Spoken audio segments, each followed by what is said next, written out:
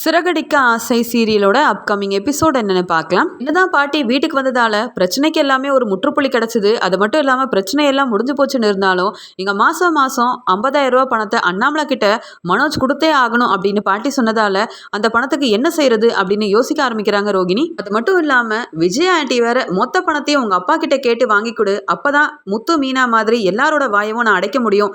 இப்போ இந்த மனோஜால நான் அவமானப்பட்டு நிற்கிறேன், பணத்தை கொடுத்தாச்சுன்னா யாரும் என்ன இனி தப்பாவே பேச மாட்டாங்க அப்படின்னு வேற சொல்றாங்க அப்படின்னு ரோஹிணி வீட்டுல நடந்த எல்லா விஷயத்தையுமே அவங்க ஃப்ரெண்டு கிட்ட சொல்லிட்டு இருக்கும் போது அதுக்கு அவங்க ஃப்ரெண்டும் நான் தான் அப்பவே சொன்னேனே, முதல் தடவை அவங்க உங்க அப்பா கிட்ட பணத்தை வாங்கி கொடுன்னு சொல்லும் போதே அதெல்லாம் வாங்கி தர முடியாது, நான் தான் சம்பாதிச்சு வீட்டுக்கு பணத்தை தரேனே, அப்புறம் எதுக்காக அப்பா கிட்ட எல்லாம் நான் பணத்தை வாங்கி கொடுக்கணும்னு முன்னாடியே உங்க அத்தை கிட்ட சொல்லியிருந்தேன்னா இப்ப எப்படி பல லட்சம் பணத்தை கேட்காம இருந்திருப்பாங்க. ஆனா நீ என்னடானா உங்க அத்தை கேட்க கேட்க அங்க இங்கன்னு கடனை வாங்கி கொடுக்க போய் இப்ப பாரு மனோஜ் செஞ்ச இந்த வேலைக்காக நீ போய் உங்க அப்பா கிட்ட பணத்தை வாங்குற நிலைமைக்கு வந்து நிக்கிற.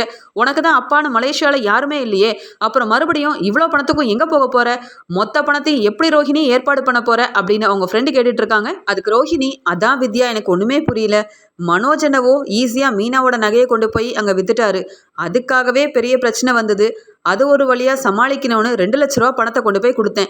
ஆனா இப்ப மனோஜுக்கு பொறுப்பு வரணும்னா அங்கிளோட 27 லட்ச ரூபா பணத்தையும் அவன் திருப்பி கொடுத்தே ஆகணும் அப்படின்னு முத்து வேற பெரிய பில்டப்லாம் பண்ணி பாட்டியுடனே மாசம் 50,000 ரூபா பணத்தை கண்டிப்பா இங்க மனோஜ் கொண்டு வந்து கொடுத்தே ஆகணும், இல்லைன்னா அவ்வளவுதான் அப்படின்னு சொல்லிட்டாங்க. வேற வழியே இல்லை, விஜய் ஆண்டியும் அதுக்கு ஒத்துக்கிட்டாங்களே, நான் பணத்துக்கு எப்படியாவது ஏற்பாடு பண்ணி தானே ஆகணும், இங்க சிட்டிக்கிட்ட இல்லைனா யார்கிட்டயாவது கடனுக்கு பணத்தை வாங்கியாவது நான் கொடுத்துதான் ஆகணும், இல்லைனா வீட்டில் உள்ள யாரும் எனக்கு மதிப்பும் மரியாதையும் தரவே மாட்டாங்க அப்படின்னு சொல்றாங்க. அதுக்கு வித்யா உடனே என்னவோ போ ரோஹிணி, உன் புருஷன் மனோஜை நம்பி அங்க இங்கன்னு கடனை வாங்கி கொடுத்துட்டு இருக்க, அத்தனை கடங்காரங்களும் உன் வீட்டு வாசல்ல வந்து நின்னா உன் நிலைமை என்ன ஆகணும் கொஞ்சமாவது யோசனை பண்ணி பாத்தியா? உங்க வீட்டுல நீ சொன்னது எல்லாமே பொய் தான், அப்படி இருக்கும்போது மனோஜுக்கு இன்னும் உதவி செய்யணும் நீ ஏன் தான் நினைக்கிறியோ தெரியல. ஆனா ஓம் புருஷன் மனோஜ் இதை எதை பத்தியுமே யோசிக்காம உனக்கு அவமானத்தையும் இப்படி கடன் பிரச்சனையில உண்டாகக்கூடிய பிரச்சனையோ மட்டும்தான் தேடி தந்துட்டு இருக்காரு. என்னதான் நீ மனோஜை விருப்பப்பட்டு கல்யாணம் பண்ணியிருந்தாலும் மனோஜ் கிட்ட கொஞ்சம் உஷாராவே இரு. நீ பெருசா கடையெல்லாம் ஆரம்பிச்சு கொடுத்துட்ட, ஆனா பிசினஸை சரிவர செஞ்சாதானே லாபம் பார்க்க முடியும். அங்க பாரு மனோஜ் என்ன பண்ணிட்டு இருக்காருன்னு அப்படின்னு சொல்ல மனோஜ் கையில ஒரு லெட்டரை வச்சு படிச்சுட்டு இருக்காரு.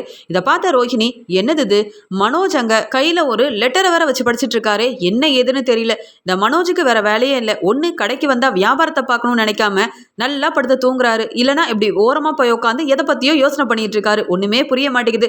இவருக்கு போய் இவ்வளோ பெரிய கடையை நான் வேற அரேஞ்ச் பண்ணி கொடுத்தேன் பாரு, என்ன சொல்லணும் அப்படின்னு யோசிச்ச ரோகிணி மனோஜ் கிட்ட போய் என்ன ஏதுன்னு விசாரிக்க அந்த லெட்டர்ல உள்ளதெல்லாம் படிச்சு பார்த்துட்டு மனோஜ் மட்டும் இல்லாம ரோஹிணி ரொம்பவே ஷாக் ஆகுறாங்க. என்ன மனோஜ் லெட்டர்ல இப்படி எழுதியிருக்குது, உங்களை சுற்றி உள்ள யாராலேயோ உங்களுக்கு பெரிய நட்டம் வரப்போகுது, நீங்கள் கொஞ்சம் உஷாரா இருங்க அப்படின்லாம் எழுதியிருக்குதே, நீ இதை பற்றி என்ன நினைக்கிற அப்படின்னு சொல்ல எனக்கு ஒன்றும் புரிய மாட்டேங்குது ரோஹிணி, இந்த லெட்டரை யார் இங்கே வச்சாங்கன்னு தெரியல, நான் அப்படியே அங்கே டீலர்கிட்ட பேசிக்கிட்டே இங்கே இதெல்லாம் பார்க்க வந்தேன், என்ன பொருளெல்லாம் இருக்குது, இன்னும் டீலர்கிட்ட சொல்லி எந்தெந்த பொருளெல்லாம் வர வைக்கணும்னு பார்க்கறதுக்காக வந்தேன், இந்த லெட்டரை பார்த்து ரொம்பவே ஷாக் ஆகிட்டேன் ரோஹிணி, இதை யார் வச்சிருப்பா அப்படின்னு சொல்ல அதுக்கு ரோஹிணி இல்லை மனோஜ், யாராவது உன்னை ஏமாத்துறதுக்காக இப்படி வச்சிருந்தாலும் வச்சிருப்பாங்க, நீ இதை பற்றியெல்லாம் யோசிக்காம உன் வேலையை போய் பாரு மனோஜ், அதான் நம்ம கடையில வேலை பார்க்குற எல்லா ஸ்டாஃபும் கண்ணும் கருத்துமா வேலை பார்த்துட்டு இருக்காங்க, ஒன்றை தவிர நீ தான் எப்போ படுத்து தூங்கலாம் எப்போதான் கஸ்டமர் வராமல் இருப்பாங்கன்னு பார்த்துட்டு இருக்க, ஆனால் அங்கே பாரு ஸ்டாஃப் எல்லாருமே வர கஸ்டமரை நல்லா உபசரிக்கிறாங்க, நீ கவலைப்படாத எல்லா வேலையும் அவங்க தெளிவாக பார்த்துக்கிறாங்க அப்படின்னு சொல்ல இங்கே மனோஜும் ஆமா ரோஹிணி அவங்க மேலே இருக்க நம்பிக்கையில் தானே நான் கடையவே ஓப்பன் பண்ணியிருக்கேன், சேல்ஸ்மேன் எல்லாருமே நல்லா தான் வேலை பார்த்துட்டு இருக்காங்க அப்படின்னு சொல்லிட்டு அந்த லெட்டரில் படித்த எதையுமே பெருசாக எடுத்துக்காம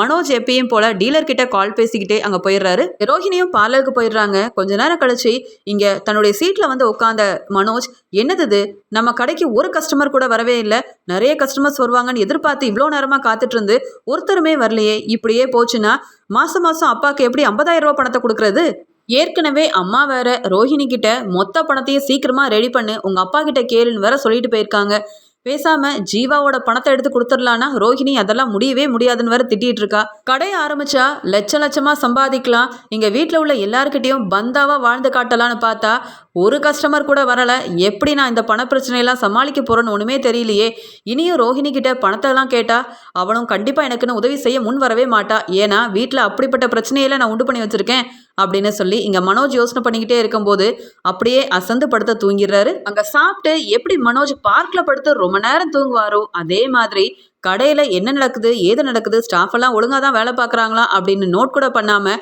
அவர் பாட்டுக்கு மத்தியானம் சாப்பிட்டாரு, எதையோ யோசிக்கிறோன்னு படுத்து நல்லா தூங்கிடுறாரு. இது எல்லாத்தையுமே அவரோட கடையில் வேலை பார்க்குற அந்த ஸ்டாஃப் எல்லாருமே பார்த்து, என்னது இது, கடையோட ஓனரே இப்படி படுத்து நல்லா தூங்குனா கடையில் எப்படி லாபம் பார்க்க முடியும் அப்படின்னு மனோஜை பார்த்து சிரிக்க ஆரம்பிக்கிறாங்க. அதில் 2 பேர் மனோஜ் இப்படி தினமும் சாப்பிட்டு தூங்குறதெல்லாம் நோட் பண்ணிக்கிட்டே இருக்க அவங்களுக்குள்ளேயே பேசிக்கிறாங்க. பேசாமல் ஏற்கனவே நம்ம ஓனரை கஸ்டமர் மாதிரி நடித்து ஏமாற்றிட்டு போய் இந்த மனோஜுக்கு பணம் மட்டும் இல்லாமல் கடையில் இருந்த பொருளும் இல்லாமல் போச்சு. அதே மாதிரி இவர் நல்லா தூங்கிட்டு இருக்கும்போது பேசாமல் கடையில் இருக்க எல்லா பொருளையும் நம்ம எடுத்துகிட்டு போனால் இவருக்கு என்ன தெரியவா போகுது? நாமெல்லாம் கடையில் ரொம்ப நல்லா வேலை செய்கிறோன்னு நினச்சி நம்மளை நம்பி நம்ம ஓனர் நல்லா படுத்து தூங்குறாரு. ஆனால் இப்படிப்பட்ட ஓனரை நான் பார்த்ததே இல்லை. இவரை நம்பி இவ்வளோ பெரிய கடையை வேற வச்சு கொடுத்துருக்காங்க பாரு. பேசாமல் நம்மளுக்கு இந்த விஷயத்த நம்ம ஆதாயமாக்கிக்க வேண்டியதான். இருக்கிற எல்லா பொருளையும் வெளியில் கொண்டு போய் விற்று நம்ம லாபம் பார்க்க வேண்டியதான். இவரால் முடியாததை நம்ம பத்திர வேண்டியதானே அப்படின்னு சொல்லி மனோஜ் நல்லா தூங்கி நல்லா சாப்பிட்டு அங்கே வேலையே செய்யாமல் எப்போ பார்த்தாலும் சோம்பேறித்தனமாக இருக்கிறத பார்க்குற அந்த ஸ்டாஃப் எல்லாரும் மனோஜை ஏமாத்துறதுக்காக முடிவெடுக்கிறாங்க. இங்கே மனோஜும் அங்கே தினமும் எத்தனை பொருள் நம்ம கடைக்கு வருது, எத்தனை பொருளை கஸ்டமர்ஸ் எல்லாம் வாங்கிட்டு போகிறாங்க, மீதி எவ்வளோ பொருள் இருக்குன்னு எதையுமே சரி பார்க்காம அங்கே கணக்கு வழக்கையும் ஒன்றுமே பார்க்காம எப்போ பார்த்தாலும் ரொம்ப சோர்வா என்னவோ அதிகமான வேலை பார்க்குற மாதிரி அவங்க அம்மா கட்டி கொடுக்குற சாப்பாடெல்லாம் வந்து நல்லா சாப்பிட்டுட்டு பார்க்கில் தூங்குற மாதிரியே தினமும் படுத்து தூங்கிட்டு போறாரு. இதை ஆல்ரெடி நோட் பண்ண ரோஹிணி எத்தனையோ முறை மனோஜை திட்டிருக்காங்க. ஆனா மனோஜ் திருந்துற பாடே இல்லை. முத்து சொல்ற மாதிரி நீ எல்லாம் நல்லா சாப்பிட்டு தூங்க தாண்டா ராக்கி, உனக்கு உடம்பு வளைஞ்சு வேலையே செய்ய முடியாது அப்படின்ற மாதிரி தான் இங்கே கடைக்கு போயும் இவ்வளோ பெரிய பிஸ்னஸ் மேனாக இருக்கிறேன் அப்படின்னு வாய் பேசுகிற மனோஜ் கொஞ்சம் கூட ஓனர் அப்படின்ற ஒரு எண்ணம் இல்லாமல் நல்லா படுத்து தூங்க அங்கே இருக்க ஸ்டாஃப் எல்லாருமே வெளியில் உள்ள ஆளெல்லாம் செட் பண்ணி அவங்க இங்கே நல்லாவே மனோஜ் தூங்கிட்டு இருக்கும்போது ஒவ்வொரு பொருளையும் வெளியேற்ற பார்க்குறாங்க. அங்கே கடையில் என்ன நடக்குது, ஸ்டாஃப் எல்லாம் என்ன பேசிக்கிறாங்க, அவங்க மனோஜை எப்படியெல்லாம் ஏமாத்த திட்டம் போடுறாங்கன்னு ஒன்றுமே தெரியாத மனோஜ் அவங்க மேலே இருக்க நம்பிக்கையில் நல்லா படுத்து தூங்குறாரு. எப்போ பார்த்தாலும் சோம்பேறியாகவே இருக்காரு. இதை ஒரு காரணமாக வச்சுக்கிட்டு அங்கே இருக்க ஸ்டாஃப் அவங்களோட வேலையை ஆரம்பிக்கிறாங்க. எப்பெல்லாம் இங்கே மனோஜ் படுத்து தூங்க ஆரம்பிக்கிறாரோ உடனே அந்த ஸ்டாஃபும் அவங்க ஆளுங்களை எல்லாத்தையும் உள்ளே கூப்பிட்டு ஒவ்வொரு நாளைக்கு அவங்களால முடிஞ்ச பொருளெல்லாம் வெளியேற்றி அதை விற்று அதன் மூலமாக பெரிய லாபத்தெல்லாம் வாங்கிக்கிறாங்க.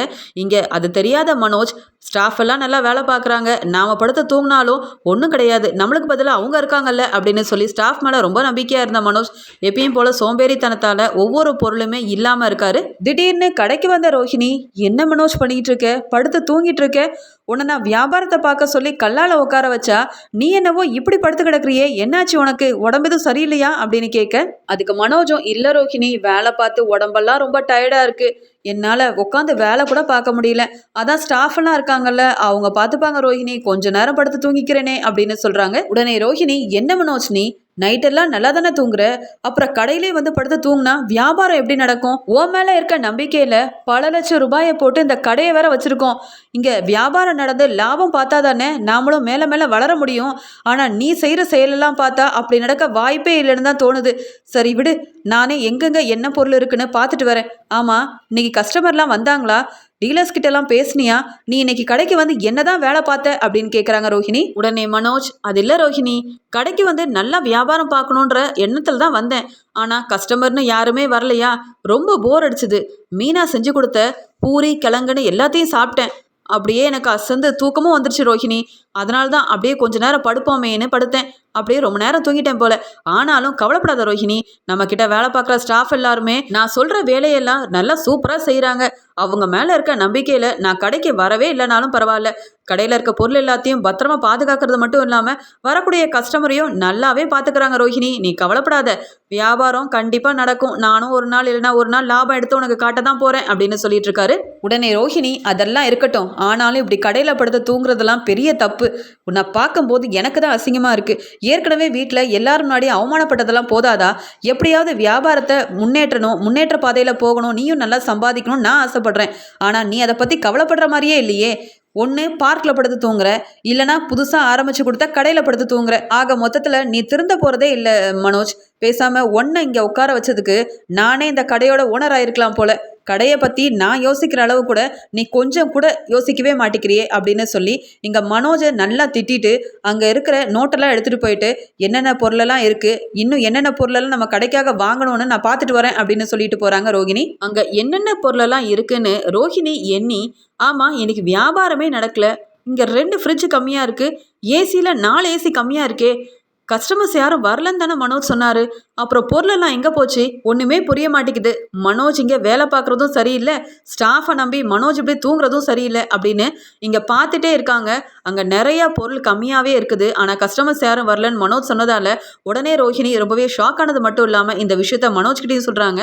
இங்கே ரோஹிணி மனோஜ்கிட்ட, மனோஜ் நீ என்னதான் செஞ்சிட்டு இருக்க, வியாபாரம் வரலனாலும் கடையில் இருக்க பொருளையாவது நீ பத்திரமா பாதுகாக்கணும்ல, நம்ம கடைக்கு ஏதாவது கஸ்டமர் வந்து ஃப்ரிட்ஜு, வாஷிங் மிஷினு, ஏசின்னு ஏதாவது வாங்கினாங்களா, நிறைய பொருள் மிஸ் ஆகுதே அப்படின்னு சொல்லி கேட்குறாங்க. அதுக்கு மனோஜ், இல்லை ரோஹிணி, அப்படி வந்து வியாபாரம் நடந்தாதான் நான் நல்லா உஷாராக உட்காந்துருப்பேனே, இப்படி சாப்பிட்டு தூங்க வேண்டிய அவசியமே இல்லையே, யாருமே வரல ரோஹிணி, வச்ச பொருளெல்லாம் வச்ச இடத்துல அப்படியே இருக்கு, பொருள் கம்மியாக வாய்ப்பே இல்லை, அதான் கஸ்டமரே வரலையே அப்படின்னு சொல்றாரு மனோஜ். அதுக்கு மனோஜ், ரோஹிணி நீ சரியா எண்ணி பார்த்துருக்க மாட்ட, நான் தான் கடையில் இருக்கேனே, அப்புறம் பொருள் எப்படி காணாமல் போகும், பொருள் வெளியில் போக வாய்ப்பே இல்லை. அது மட்டும் இல்லாமல் நம்ம கடையில் வேலை பார்க்குற ஸ்டாஃப் எல்லாரும் கண்ணும் கருத்துமாக வேலை பார்க்குறாங்க, நீ என் மேலே நம்பிக்கை வைக்கலனாலும் பரவாயில்ல, நம்ம ஸ்டாஃபை நீ நம்பியே ஆகணும், அவ்வளோ அழகாக வேலை பார்க்குறாங்க தெரியுமா அப்படின்னு ரொம்ப பெருமையாக பேசிகிட்டு இருக்காரு. ரோஹிணி, சரி இன்னொரு தடவை நீயும் எண்ணிப்பாரு, எனக்கு என்னவோ சந்தேகமாக இருக்குது அப்படின்னு சொல்லிட்டு பார்லருக்கு கிளம்பி போயிடுறாங்க ரோஹிணி. இங்கே மனோஜ் கடையை மூடிட்டு போகிறதுக்கு முன்னாடி அங்கே வேலை பார்க்குற ஸ்டாஃப் கிட்ட கடையோட சாவியை கொடுத்துட்டு,